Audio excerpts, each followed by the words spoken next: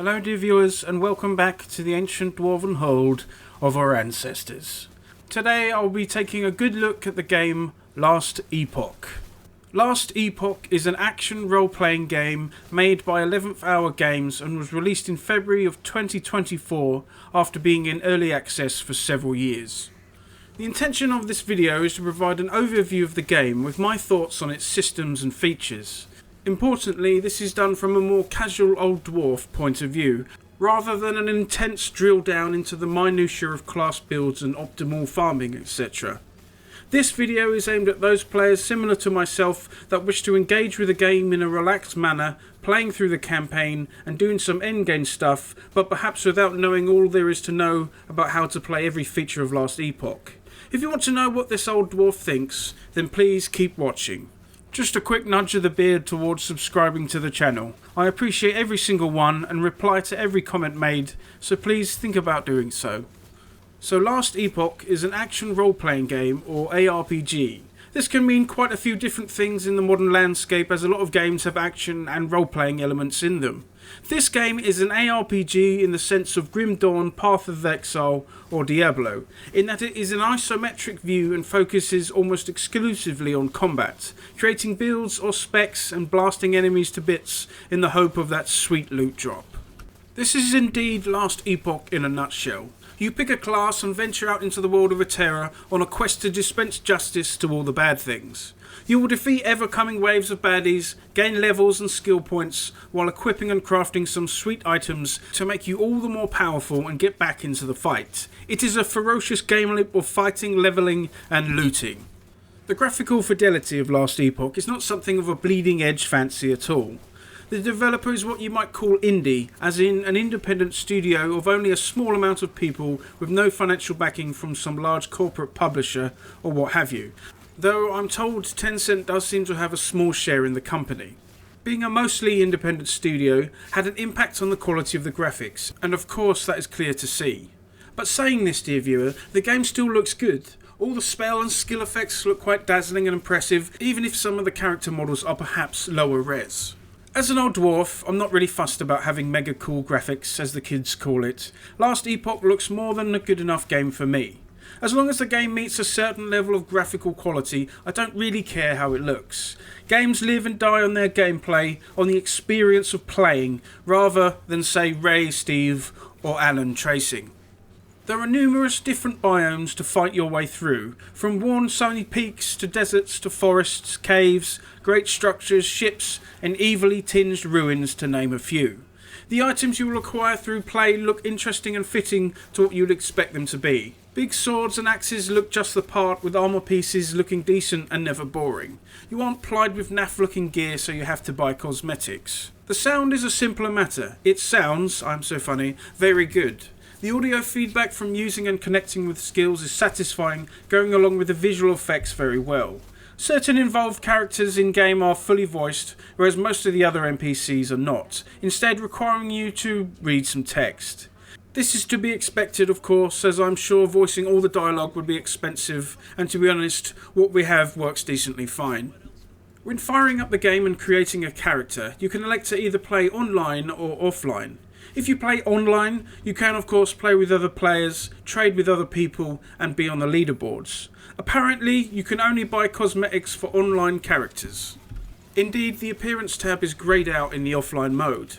With offline, you do not require any kind of internet connection, with all files saved locally rather than on a server somewhere, and you are able to pause the action whenever you like, whereas there is no option to do this online. Sadly, the game doesn't include any kind of transmog feature, like you can do in Grim Dawn, able to make any item look like any other item found in game.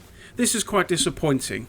Myself, I have played exclusively offline, as I prefer playing self-found, i.e. I don't do any trading with other players, using only the equipment that I found out in the game world. I'm an old school kind of dwarf, and although I've played games like Path of Exile that always require a connection, I prefer to play by myself and offline.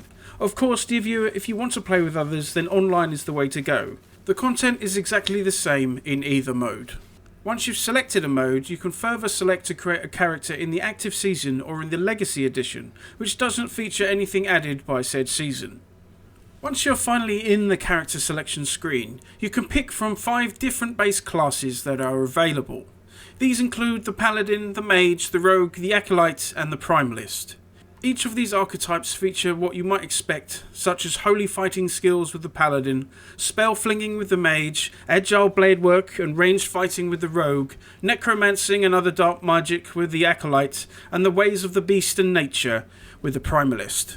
There is a good spread of classes here, but each of the 5 base classes are able to further specialise in one of 3 sub-classes. For example, the Primalist can specialise into a Druid, a Shaman or a Beastmaster, with the Druid being able to shapeshift, the Shaman making use of elements of the storm, and the Beastmaster fighting alongside powerful companions. You will choose one of these specialisations through playing the campaign, and you will be able to see what each entails before selecting one. I chose the Primalist base class and the Shaman Mastery. You begin simply with just one attack skill, but slowly as you progress through the beginning of the campaign, you will unlock further skills. Each of the abilities you have access to will come with their own talent tree and can be leveled up by placing them in a slot in the skills screen. They will then gain experience as you do, earning points which you can spend in the tree.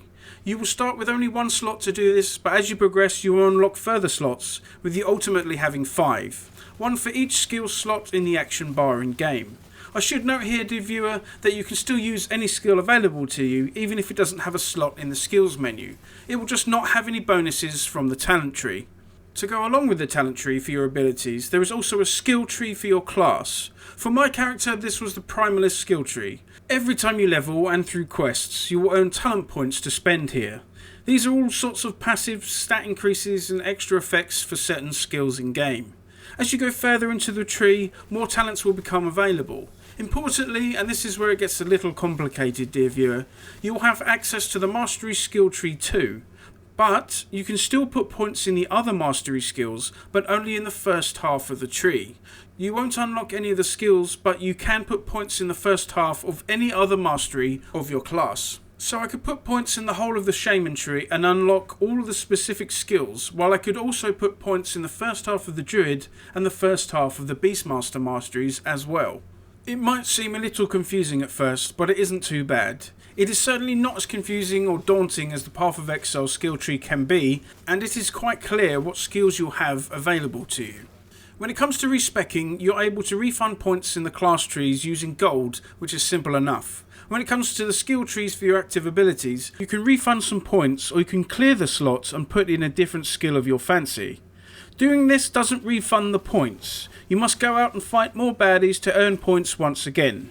Before you cry foul and say, man, that sounds like a lot of effort if you change your mind, depending on your current level, you will have a minimum ability tree level. When a skill tree is changed to another skill, you will receive points to put in said tree according to your minimum level. For instance, with a minimum level of 6, if you change to a completely different skill, you will immediately gain 6 skill points. It can be a pain to have to regrind skill points for different skills, and if I'm honest, I would again prefer a system like Grim Dawn, where you can just refund all your points and go again. If I can play this offline on my own, just give me the ability to rejig the spec as much as I like. Your character has a number of idle slots in their inventory screen. These slots can be filled by idols that will drop during your playthrough. These are similar to the charms you could get in Diablo 2, in that they are passive bonuses to certain stats or effects. They come in different shapes and sizes, and as you unlock more slots, you will form a bit of a puzzle as you try to fit in all the idols that you want, placing them this way and that. I like this as it adds further ways to build your character, while not adding too much burden in the complexity department. Right, what about the actual fighting, dear dwarf, I hear you say? You know, what you actually do for most of the time when playing Last Epoch. Well, I must say the combat in this game is a lot of fun. It feels quite visceral as you swing your weapons or cast your spells at the enemy. It is very satisfying to jump through the air and smash down upon your opponents, or catch them all in a huge area attack, decimating their lines. Good visual and audible feedback is very important, and the game here provides both very well. With my Shaman, it was great fun to watch as I flew through the air with lightning bolts firing off all over the place. During the entirety of the campaign, most of the baddies and boss characters you'll face are not big spongy meatballs that will take forever to go down. In that same vein, you don't obliterate every wave of enemies with one swing of the axe. Conversely, most enemies are not extremely deadly. You'll do well to raise your defences through gear and talents, but on the whole, I didn't experience many moments where you suddenly went from full HP to dead in a split second, with seemingly no counterplay. I think this is great. The last boss though can be quite a challenge and will require that you have high defences to not get walloped. The power fantasy of being a machine of justice and destruction is well realised in Last Epoch. I certainly felt like a powerful warrior that could dish out great punishments to the followers of evilry. Last Epoch's approach to health potions is quite sleek. Rather than purchasing them in town, filling up your bags, they are dropped from enemies, which you'll be able to carry only a few at a time, increased by the belt that you have equipped. You can press the hotkey to use a potion whenever you want and however many times you want without a cooldown. This means you can spam pots, but you only have a few, so you will need to be careful in their use or hope more drop as quickly as they can. The story of the game is decent enough. I enjoy the differing epochs through which you experience the world, but the overarching narrative can feel quite flat at times. There are different characters you encounter, but none of which I became particularly attached to. Essentially, the world eventually comes to ruin, and it's up to you to prevent this from happening, while striving to get back to your own time and put a stop to the war happening there. I'm not a great fan of time travelling and such in video games, as I think it tends to render characters slightly redundant, with you not caring too much about them as they won't exist in the other timeline. The same with locations. The diversity and level this time travelling approach provides is quite welcome though, and it is interesting to see what a location looks like in different timelines. Gear in Last Epoch has numerous rarities of item which can drop, from common wights to unique, exalted and legendary items of which you can outfit your character and complement your build. There are all different types of stats, which again can be quite a lot, but the character window does a good job in laying out all your stats in a reasonable manner. Everything has a tooltip that explains what the stat actually does, which is great to see. The stat system, along with the loot system, feels rewarding to engage with you focusing your build in a way to make use of certain stats for both offense and defense of your character. The crafting in Last Epoch is quite simple yet compelling. Any item of gear will come with some number of stats, like fire resistance or increased lightning damage for example. In the crafting menu you will then increase these using crafting shards dropped in game and from destroying your other items. You can even try to remove an unwanted stat from an item, but this is always a gamble as you might remove a stat you actually want on the item.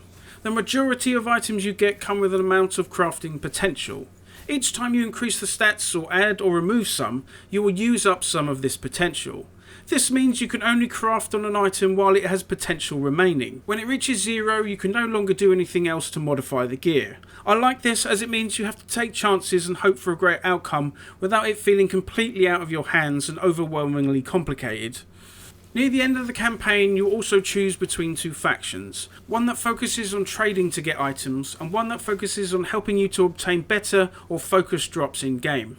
I chose the latter of the two, though I'm not sure you can even pick the other one in offline mode.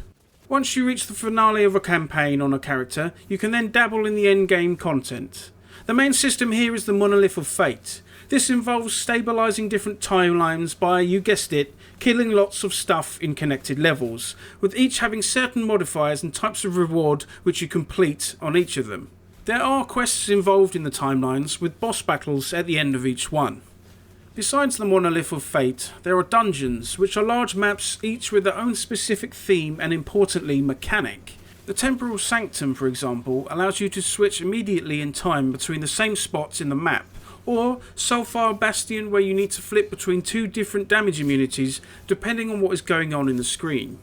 These dungeons drop specific loot that doesn't drop anywhere else, as well as seemingly having better loot drops overall. The only thing is you can't spam these dungeons as each run requires a key, which is an item that can drop seemingly anywhere in game.